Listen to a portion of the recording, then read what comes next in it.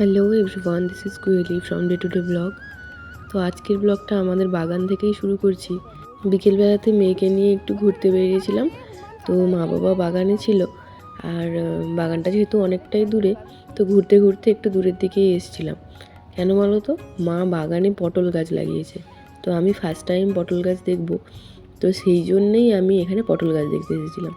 তো এই দেখো পটল, এই দেখো, মানে আমার মতো কারা কারা আছো বলো এখনও পটল গাছ দেখোনি। এই দেখো গাছের কত ছোট্ট ছোট্ট পটল ধরেছে দেখো। আর এই পটলগুলোর সাইজ এত বড় বড় হয় কি বলবো। অনেকগুলো পটল হয়েওছে এবং এখনও ধরেও আছে, আর খাওয়াও হয়েছে অনেকগুলো বেশ পটল। দেখো কত সুন্দর পটল গাছটা বেশ হয়েছে অনেক। আর এই বছরও মা বলছে এবছর লাগিয়েছে অনেক হয়েছে, পরের বছরও লাগাবে। তো অনেক দিন যেহেতু বাড়িতে ছিলাম না, মানে বাড়ির বাইরেই থাকা হয়, তো বাড়িতে আসার পরে বেশ দেখছি অনেক রকম নতুন নতুন গাছ লাগিয়েছে। এদিকে তো পটল গাছ আছে, আর এটা তো কুমড়ো শাক, এটা জানাই।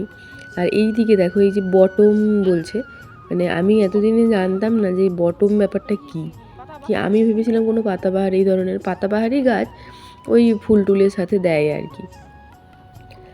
আর এই ক্লিপগুলো না ঠিক তার পরের দিনের। তো বাগান থেকে আসার পরে আর তেমন কিছু ক্লিপ নিইনি। তো আমরা এখন বাসে আছি, এখন যাচ্ছি আমার বাপের বাড়ি। তো আগের ব্লগে তো তোমাদেরকে দেখিয়েছিলাম যে বাপি এসেছিলো নারায়ণ পুজোর নেমন্তন্ন করতে। তো আমার বাপের বাড়িতে হবে আজকে না কালকে হবে, মানে এই যেদিন যাচ্ছিলাম ঠিক তার পরের দিনই হবে ওই নারায়ণ পুজো।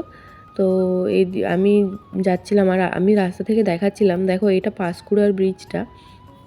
কয়েকদিন এত বৃষ্টি হয়েছে, তো এই যে পাঁশকুড়ার কাছে যে রূপনারায়ণ নদীটা একবারে জলে ভর্তি।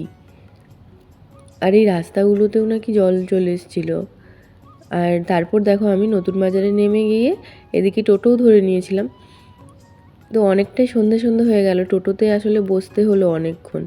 তো টোটোতে তো প্যাসেঞ্জার না ভরলে ছাড়ে না। আর এই দেখো চলে এসেছি। কার কোলে উঠছো তুমি? হাই দেখো বড়, হ্যাঁ কার কোলে উঠছো? টোটোতে কি আমি সেই আসতেছি, আমি ওই দোকানটাতে একটু দাঁড়াইছিলাম, দিয়ে আসতেছি আর কি, দিয়ে আমিও আসলাম আর টোটোটাও ছেড়ে ব্যস্ত। কি গো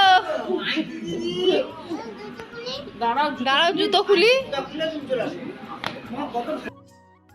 তো বাপমার বাড়ি আসা মানে কি, এই যে দিদুনের কাছে আদর খাওয়া, ওর আর কি। ও আসলো আর গরম লেগে গেছে, জামা টামা খুলে দিয়ে দিদুনের কাছে এবারে বসেছে আদর খেতে। তো এদিকে দিদুনের কাছে আদর খাচ্ছে, আর আমি এদিকে এসেছিলাম একটু রান্নাঘরে। মা বাপি সমস্ত জিনিসপত্র জোগাড় করে রেখেছে, যেহেতু কালকে সকালবেলাতে বছর নারায়ণ পুজো হবে, তো সেই জন্য সকালবেলা উঠে এগুলো তো সম্ভব না। তো এই যে দেখো সব কিছু ফল বাজার, ওদিকে পিতলের বাসনপত্র, এদিকে চিড়ে, চিনি, নারকেল, যাবতীয় যা ফল টল লাগে, তো সেইগুলোই এদিকে সমস্ত জোগাড় করে রেখেছে। আর এদিকে আছে ঠাকুরের শাড়ি আর যা কিছু জিনিস লাগে, আর এদিকে আছে ফুলের সাজি। তো চলো তাহলে আজকের ব্লগটা এখানেই শেষ করছি।